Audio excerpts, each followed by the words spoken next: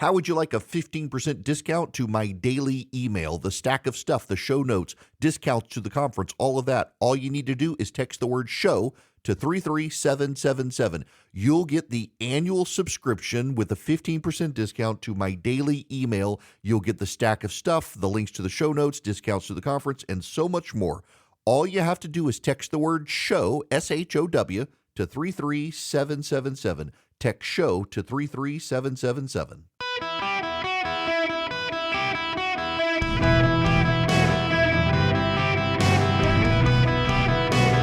Welcome to the Eric Erickson Show podcast, Hour 1. Greetings, conversationalists. Welcome. It's Eric Erickson here across the fruited plain. The phone number is 877-973-7425. Should you wish to be on the program, always happy to have you.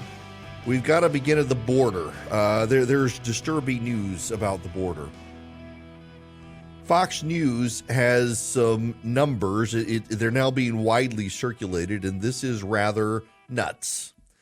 7.3 million illegal aliens have crossed the southwest border under President Biden's watch, a number greater than the population of 36 individual states. 7.6 million have crossed into the United States. And it's causing chaos, overwhelming a lot of Democratic cities who finally now realize it actually is a real problem. I mean, kudos to Greg Abbott, frankly, for doing what he did, highlighting this issue by busing and flying illegal immigrants. Ron DeSantis as well participated in it, and it's not going well. In New York, of course, the mayor there, Eric Adams, responded fairly aggressively, trying to do something, and he's breaking the city and causing problems. This is from the New York Post. It takes money to make money, as the old saying goes, and apparently it takes money as much as $53 million to give money away. Earlier this month, the New York Post broke the story that Mayor Eric Adams is giving out prepaid cash cards to migrants. Unusually for the mayor, Adams didn't publicize the story, and his administration failed to correct several public misperceptions. Well, it turns out the debit card program has the potential to become an open-ended multi-billion-dollar Bermuda Triangle of disappearing untraceable cash. It will give migrants up to $10,000 each in taxpayer money with no ID check, no restriction, and no fraud control. DocGo, the city's no-bid emergency contractor to provide migrants with 3 meals a day, throws away up to 5,000 meals daily, wasting $7.2 million a year. Some food is inedible, expired, or rotten. Other food doesn't meet the dietary needs. Providing mass-scale meals competently with no options for halal, kosher, vegan, non-gluten isn't that hard. The school system does it. Airlines do it. Hospitals do it. It's a boondoggle. Causing all sorts of problems. They're just giving away cash to these people. Progressive policies are colliding and breaking down societal norms. Joe Biden was going to restore societal norms. He was going to be a normal president, not so, and his policies are breaking systems. And I want to be counterintuitive a little bit. I think it's a good thing. I actually think it's a good thing that cities are being overwhelmed with illegal immigrants. I actually think it's a good thing that many American cities are experiencing crime waves because it shows people progressive policy as applied to daily life. And people need to see that the promises of progressives break down in application. When your city is being overrun with illegal aliens who are beating up cops and causing crime waves, when your city is being overrun with fentanyl and people are literally dying in the streets, when gang violence is up and you have mass shootings, when you have shootings at the Kansas City Chiefs parade, and the mayor of Kansas City is more upset with the governor calling the people who shot up the crowd thugs because it's a racist dog whistle than he is with actually stopping the crime. By the way, the crime, it turns out, was a stolen gun. One of the guns, at least, was stolen. And one of the people involved, yes, non-white, as we all knew he was going to be since the media didn't tell us, one of the non-white shooters had just gotten off parole for another gun crime. Seeing progressive policies collapse, the people of these cities are getting what they voted for. And some of them like it. Look at San Francisco. In San Francisco, they keep doubling down on the crazy, and it keeps getting worse, and the people keep voting. In Chicago, they voted for that mayor, and look what he's done. He tried to get rid of the gun detection system they had because it discriminated. The system, the computer discriminated against black people because it was sending the police to black neighborhoods too often. That was his logic. Now, after mass outrage, including, I suspect, from the Democratic Party that wants to have their convention there, he's had to re-scramble and renegotiate a contract and keep it going. Progressives need to live with the consequences of their policies. I hate it for the innocent people who didn't vote for him who are stuck. But democracy is democracy, and everybody gets to move in this country, and we're seeing more and more good people moving out of failed states. We're seeing the real estate developers in New York decide maybe we don't want to do business there after what Letitia James did to Donald Trump. They need to see the failures of their policies. And we see the failures of the policies at the border because the migrants, the illegal aliens, as some people are starting to call them, undocumented citizens. Have you heard that phrase? Get used to it. It's coming. The illegal aliens. And by the way, you do understand, it's not racist to call illegal aliens because the United States Code, federal law, calls them aliens. If you think it's racism, I guess you believe in the systemic racism of the United States Code referring to these people as aliens, a historic word. It's not racism, it's the actual word. What's notable is that the law calls them aliens and the media refuses to. The media has decided to go with the politically correct wokeism of migrants. They're not migrants. Migrants suggest they float in and out. No, they are illegal aliens coming themselves to become colonizers here. Sure, many of them looking for a better life. And I think you got to be sympathetic to their plight, as I have long said. But that doesn't mean we should keep them here because they haven't followed the law. Well, the Hamas-supporting Washington Post is outraged with Donald Trump's proposal. Here's the headline. Trump and allies plotting militarized mass deportations and detention camps. As president, Trump sought to use military planes and bases for deportations. Now he and his allies are talking about a new effort that current and former officials warn could be impractical and dangerous. How much more dangerous could it be than having them flood our streets and beat up our cops and join gangs and kill people? Faced with a surge of migrant families, again, migrant, not illegal aliens, migrant families at the U.S.-Mexico border in 2018 and 2019, Donald Trump's White House discussed ways to more aggressively deploy the resources and the might of the U.S. military. Aides and officials spoke privately about detaining migrants on military bases and flying them out of the country on military planes, ideas the Pentagon headed off. Throughout his presidency, Trump himself would frequently demand to send troops to the border and catch people crossing. He was obsessed with having the military involved, says a former senior administration official who, like others, spoke on the condition of anonymity to describe private discussions. The approached and unfinished business has taken on renewed significance and urgency as the country confronts another migrant crisis on the U.S.-Mexico border and as Trump closes in on the Republican presidential nomination. The former president is making immigration a core campaign theme, promoting a proposal for an unprecedented deportation effort if he returns to power. Are they just trying to make me go vote for him early? The Biden administration has overseen a massive influx of illegal aliens that amount to the populations of more than 37 states, individually, not combined.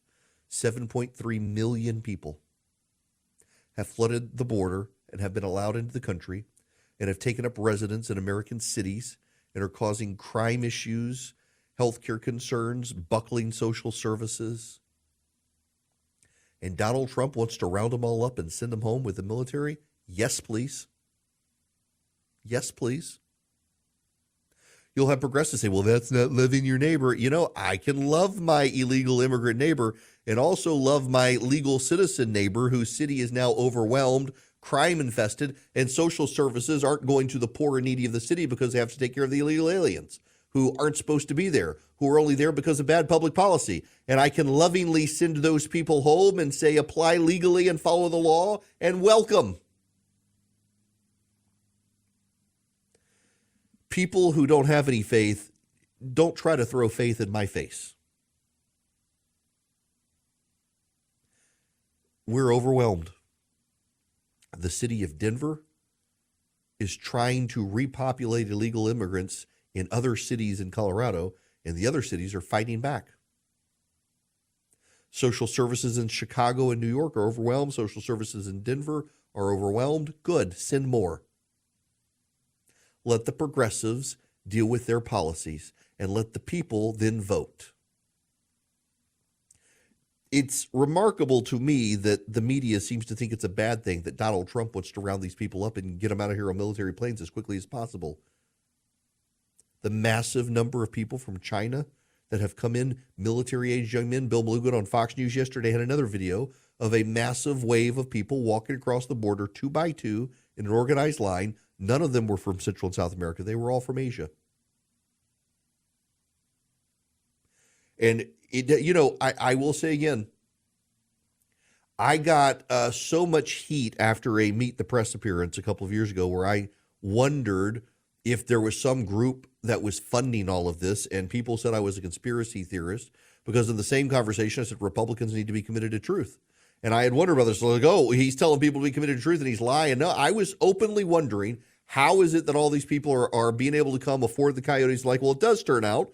There do turn out to be non-governmental organizations getting governmental grants that are subsidizing and in some cases assisting in telling people how to come across the border. And the Biden administration wants to give these groups more money. It was not a conspiracy theory at all. It made a lot of sense to me at the time, and I've since been proven true. And between that and supporting Trump in 2020, hadn't been welcomed back on Meet the Press since. The left doesn't want to talk about what they're doing. Is it any wonder a growing number of Americans keep talking about the Great Replacement Theory? You've got Dick Durbin in the Senate talking about, well, we've got to have more people to come here. And you got Jerry Nadler in the House saying, well, we need somebody to pick our crops.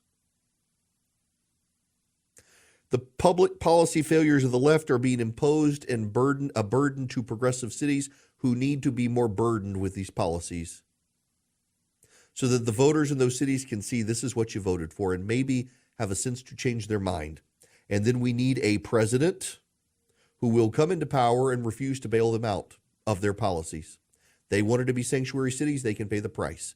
They wanted to welcome the migrants, they can pay the price. They didn't think it was a big deal when it was just Texas, and now they've seen what a big deal it is, they can pay the price. They've lacked basic empathy and sympathy for the other states and citizens of the nation this entire time who have been overrun by illegal aliens, and now they are, and they don't like it. Send them more.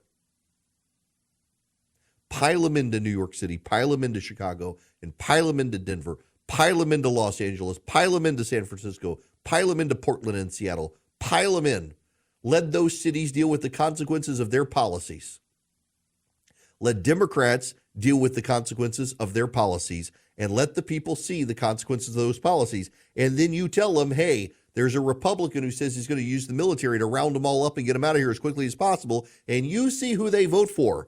This is entirely predictable that this sort of stuff would happen. Entirely predictable. And it's only going to keep getting worse. The more voters have to experience the logical consequence of progressive policy, the better it is for the rest of us. The more voters have to experience what the progressives have wanted, the better it is, because they'll realize just how bad the policies are. And people are starting to wake up to the fact that a lot of the things progressives said would help are actually making situations worse. So keep making it worse, Democrats. Please, there's an election on the way and people want a real clear choice, and you're giving them one. Hello there. Welcome. It is Eric Erickson here. The phone number, should you wish to be on the program, 877-973-7425. Now, can we talk about David Scott? This is this sounds local. David Scott's an Atlanta congressman. This is of national import to all of us. David Scott is an elderly elderly member of Congress now in his late 70s and in failing health. And not only will the House Democrats refuse to push him out, but he's running again. David Scott represents a Metro Atlanta congressional district. He's also the ranking Democrat on the House Agriculture Committee. In private, he is reading from scripts. At times, he's incapable of carrying on substantive conversations. And more than once, members of the House are telling reporters that his staff have had to correct him and get him to change his mind on issues because he's agreed with Republicans when he wasn't supposed to. He's well liked by members in both parties. Republicans in Georgia find him to be delightful to work with. Democrats think he's a great guy, but he has serious health problems, and no Democrat has yet intervened to push him out of his job. Now, the moral of the story here is if House Democrats aren't willing to shove David Scott aside by any means necessary, and he's in a safe seat guaranteed to be replaced by a Democrat, they're not going to push Joe Biden out of office. But it is an open secret in Georgia. People expected him not to run for re-election this last time, and he did. And so now he says he's going to run again. Lucy McBath, a ambitious member of Congress who's been redistricted out of her current district, allegedly may try to run in his district against him. Move, I don't know, but the guy is not really able to hold a conversation at this point. And he's in poor health. Everybody knows it. It's an open secret in Atlanta. It's an open secret in Washington. And the Democrats can't figure out how to shove the guy aside. Some of them are privately saying he's the textbook case for term limits in Congress, which may be coming. Ron DeSantis is pushing a national, essentially a national constitutional amendment campaign to put in term limits. And David Scott will be chief, he and Joe Biden, chief examples of why there now need to be term limits. Of course, there already are for president. Now, you would understand these nuances and why there aren't term limits and why maybe we need to change it and how to change it if you actually took one of the Hillsdale College classes on the Constitution, which you can do. All you got to do is go to ericforhillsdale.com today. You get a free pocket Constitution with the Declaration of Independence, and you can hear the Hillsdale Constitution minutes. They actually embed during my program during commercial breaks, and they're great. They are highly informative about the Constitution. You can also learn how to take classes for free with Hillsdale about the Constitution. They are stewards of constitutional conservatism. They're stewards of the Constitution. Larry Arnn takes the Constitution very seriously, and he expects the students of Hillsdale and the supporters of Hillsdale to as well. All you have to do is go to Eric, E-R-I-C-K, ericforhillsdale.com today, fill out the information, get a free pocket Constitution with Declaration of Independence, hear the Constitution minutes from Hillsdale, and you can learn how to get involved with Hillsdale. You should build a relationship with Hillsdale College. It is a phenomenal institution to support, but also they give you so much education in return that you can benefit from. ericforhillsdale.com. Go sign up today. Hello there. Welcome. It is Eric Erickson here. The phone number, 877-973-7425. By the way, we are selling now the tickets for the gathering in August, and I guess I should give you the rundown of the people that we're expecting to be there. We're inviting. Shouldn't say we're expecting to be there. I did hear from Governor Doug Ducey's team, the former governor of Arizona, and he looks like we're going to get him. We're inviting Ron DeSantis, Greg Gianforte, Brian Kemp, Kim Reynolds, Kevin Stitt, Glenn Youngkin, Tom Cotton, Ted Cruz, Steve Daines, Joni Ernst, Speaker Johnson, Steve Scalise, Jim Banks, Kat Kammack, Juan Ciscomani, Rich McCormick, Chip Roy, Sam Brown. He's running in Nevada as the GOP Senate candidate. Dave McCormick from Pennsylvania. Tim Sheehy from Montana. Eric Hovid from Wisconsin. And we will have more to announce along the way. And so if you want to come, it'll be August 8th through the 11th. Really, the 9th and 10th are the big days. It'll be in Atlanta, Georgia, at the Grand Hyatt Buckhead, same as last year. It will be August, again, 8th through 11th. If you want to come, any one of you nationwide, welcome to come, hang out in person. Text the word ENGAGE, E-N-G-A-G-E. Text the word ENGAGE to 33777. Would love to have you there. Now, We got to talk about the Alexander Smirnov investigation. Is that his name? Yes, Smirnov. I find this to be a very interesting double standard here. If you haven't heard, the FBI or the Department of Justice has indicted Alexander Smirnov. Prosecutors say essentially that he has lied to the government about ties between Hunter Biden and Ukraine. And it was all, of course, the Russians. Always blame the Russians, the Russians, the Russians.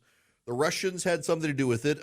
Manu Raju from CNN ambushed Jim Jordan in Congress as he was going up the steps. Listen to some of this from this conversation. City of Buffalo and some of those first. Oh, where is it? There we go. The president's involvement in a bribery scheme. Now that Alexander Smirnov is proven to have made it up and it was based off Russian intelligence. Doesn't change the four fundamental facts. Hunter Biden was put on the board of Burisma, gets paid $1 million a year. Fact number two, he's not qualified to be on the board. He said so himself in an interview, I don't know, with you or some network. Fact number three, Zolochevsky and Pizarski, the two executives at Burisma, specifically asked Hunter Biden, can you weigh in with D.C. and help us deal with the pressure we are facing from the prosecutor? Fact number four, Joe Biden, then he gets called. Hunter Biden calls his dad, according to Devin Archer, Hunter Biden's business partner. Fact number four, Joe Biden then goes to Ukraine 3 days later and conditions the release of the money, American tax money, on the firing of the prosecutor who was applying the pressure to the company that Hunter Biden sat on the board of. You said the 1023 is the most corroborating piece of information you have. It corroborates, but it doesn't change those fundamental facts. Yeah, it corroborates. It doesn't change the fundamental facts. So let's say he got it from the Russians. You know who else got information from the Russians? Christopher Steele. I've looked, and I cannot find the video of Manu Raju from CNN or any other reporter shoving microphones in Adam Schiff's face, asking him about Christopher Steele and the Russians. But they sure seem to want to undermine this. But here's the thing. All the information's true. We know Hunter Biden was unqualified to be on the board of Burisma. We know his father used his clout to help Hunter Biden. We know the drugs. We know the prostitutes. We know all the stuff on the laptop is all real. None of this is Russian disinformation. The fact that the media wants to highlight this indictment to claim he was somehow collaborating with the Russians to do this, maybe he was collaborating with the Russians to do it, but it doesn't change the truth of the matter. And the truth is, Hunter Biden's not a great guy, and a lot of the corruption issues that the House Republicans are looking at are substantiated. The claims by Smirnov corroborate them, but corroboration is not confirmation. Corroboration is we already know it happened, but here's more evidence pointing to it. Maybe the Russians planted it, and maybe the Russians faked the corroboration. But the corroboration is just a duplicate path to the truth. Get rid of it. Get rid of everything Smirnov said. And we still know what happened. We still know there was corruption. We still know Hunter Biden's not a great guy. And we still know, by the way, Hunter Biden is being prosecuted for things that were on his laptop among other in his behaviors. I'm sorry here, but the media going gangbusters over this. This is the same media that is now recognizing Joe Biden's probably not going anywhere. And after 2 weeks of throwing him under the bus, they're trying to do damage control for Joe Biden. Listen to this. This is from CNN trying to talk about how Joe Biden really's got it together after all. He was seeming to confuse the presidents of Mexico and Egypt. He gave very detailed, nuanced answers on any number of topics, particularly in the Israel-Gaza conflict. So, listen, they hope the State of the Union will go a long way in addressing some of these issues. Yeah, he gave substantive, complex, nuanced answers. He did. Now this is the White House press secretary angry at the media. The publisher of the New York Times has talked about getting flack from the White House for its coverage of the president's age. Can you talk to us a little bit about what you think is sort of fair game when covering the nation's oldest president and what might be off limits? So, look, I mean, a couple of things there that I would say on that particular item. Look, you all ask me pretty regularly about the president's age, and we lay out what our perspective is. We lay out what we've seen this president do in the last 3 years, which is deliver on historic piece of legislation that's going to change the lives of Americans for generations to come. Now to your question more specifically about the New York Times coverage, is that display what we believe a journalistic objectivity about coverage of the president's age speaks to why we agree with former New York Times public editor Margaret Sullivan. And she says maybe the Times and other major media outlets ought to look in the mirror. Self-scrutiny and course correction are not among their core strengths. And I'll leave it.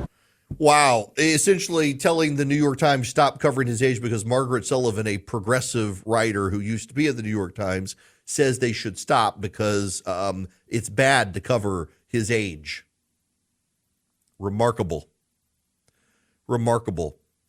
The media, of course, they can't decide whether to circle the wagons around Joe Biden or run Joe Biden over with the wagons. There's a real split in the media.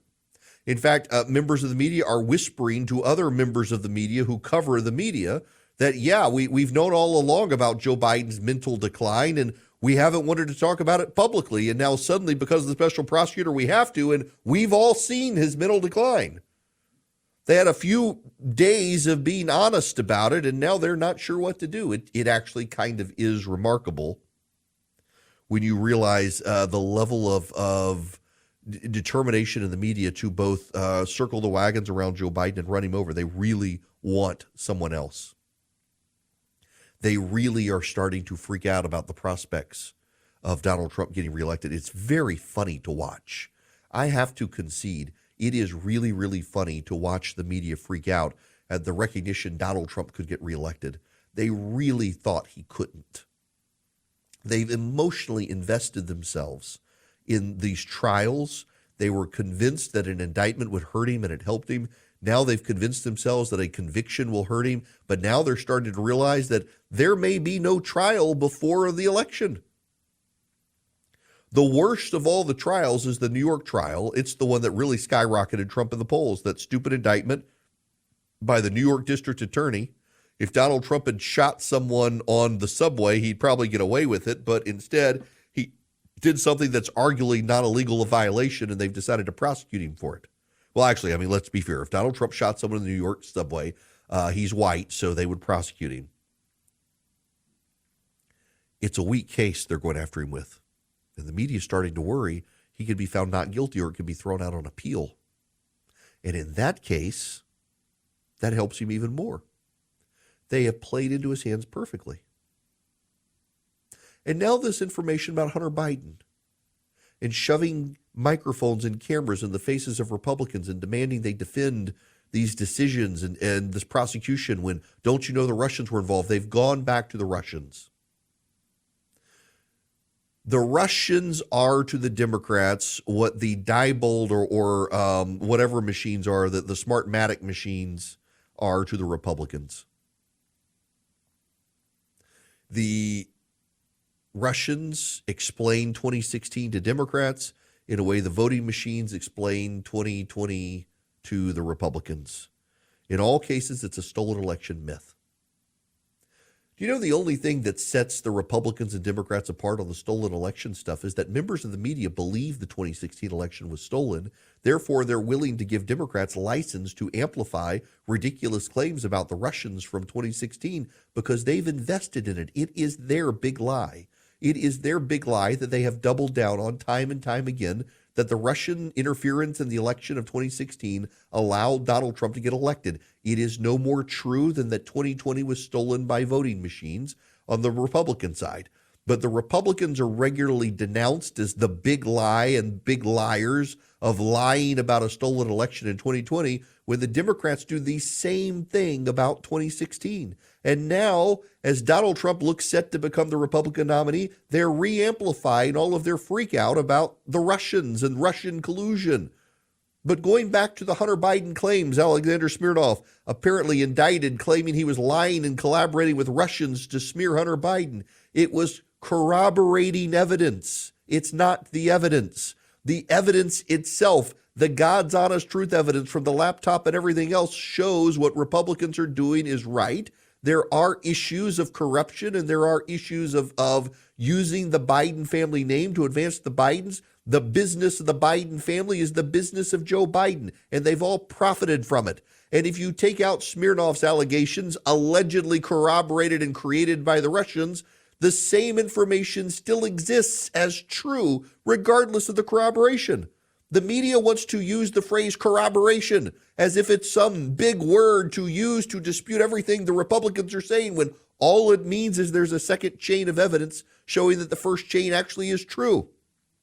Just because the second chain may have been manufactured by the Russians doesn't make the first true, but in fact, it's way more likely that the Russians just seeded it with information to amplify what was already there, because what's getting amplified is the stuff we know from many other sources is true. Hunter Biden got on the board of Burisma. He had no qualifications to be there. He made a lot of money about it, and he and his dad knew what was going on. Again, the media is in this weird place where they can't decide whether to circle the wagons around Joe Biden or run him over with them. They're going to have to choose pretty soon. They're going to hope to wait until the State of the Union. And I have a suspicion, if Joe Biden seriously screws up his State of the Union and goes off teleprompter, you are going to see all of the wagons and all the horses and even all the interns at the local news networks running over Joe Biden, trying to destroy him to get that man out of the race. Now, I got to tell you about Vision Computer. Maybe Hunter Biden should use Vision Computer. They'd set him straight and give him a good computer. I don't know that Vision would want to do business with him, though, but they want to do business with you. They actually want to do business with you and your family. They want to do business with your business. They can build your computers, laptops, desktops, servers, what do you call them? Anything you need. Gaming PCs, workstations, that's the word I'm looking for. They can build them all for you. They can save you money. You're not going to the one-size-fits-all big box store. But now let me take you particularly, because if you're like me, I have my computer set up in a specific way where I have certain keys that do certain things. I have certain macros built in. I got my screensaver the way I want it. I got the background the way I want it. I have my files saved the way I want it. And you're worried you need a new PC, but you're like, gosh, if I go get one, I'm going to have to redo this. Not with Vision necessarily. Vision can take care of your preserving your macros and your setup and everything. You go through them, they make it as painless as possible, way better than going to the one-size-fits-all big box store. But then you also get their tech support. So if you ever have a problem, you don't have to go queue up in line somewhere or stay on hold all day waiting for someone to answer the phone. Vision gives you a special number where they actually answer the phone. They answer your questions. You get a great deal by going to visioncomputers.com, visioncomputers.com, or better yet, call them at 404-COMPUTE. 404-COMPUTE. Tell them I sent you at 404-COMPUTE. They'll give you a great deal. Vision Computers. This hour of the program brought to you by First Liberty Building and Loan. If you're buying a building or building a building or buying a franchise, you're expanding, you see opportunities, your lender's giving you the runaround, First Liberty Building and Loan might be able to help you. They make their own lending decisions. FirstLibertyGA.com. FirstLibertyGA.com. Y'all, this was not a topic I was going to talk about, but I was looking on Amazon and it had I noticed how, you used to go to Amazon years ago, back in the day. Amazon was a book retailer. Now you can buy everything at Amazon, but every once in a while, I'd just like to go look at the books. And so it's got a recommended for you section for books. I mean, and I'm not, this is no exaggeration. When I go into books and I scroll down, top picks for you. These are the top picks from Amazon for me. Modernist Bread, The Pizza Bible, Elements of Pizza, Modernist Cuisine at Home, Pasta Masterclass, Bianco, Pizza, Pastas, and Others, The Healthy Meal Prep, Mastering Pizza, The Modernist Bread at Home, Mexican Cooking Techniques, Loon, Eating Croissants All Day, Noma 2.0, 5 Lies of Our Anti-Christian Age, The Mexican Home Kitchen, Sauces, Classical and Modern, Bocuse Institute of Cooking, Fish Butchery, The Macro Diet, Chef Wise, Raising Men, on and on, every single, LaRousse Culinary Encyclopedia, the Korean Cookbook, every single recommendation is a cookbook, and I can tell how much I bought at Barnes & Noble because I own most of these. Y'all know I've got a cookbook collection that is probably at this point around 500 books. Literally had to have somebody come to my house and build shelves because I collect cookbooks, old cookbooks. There's a great.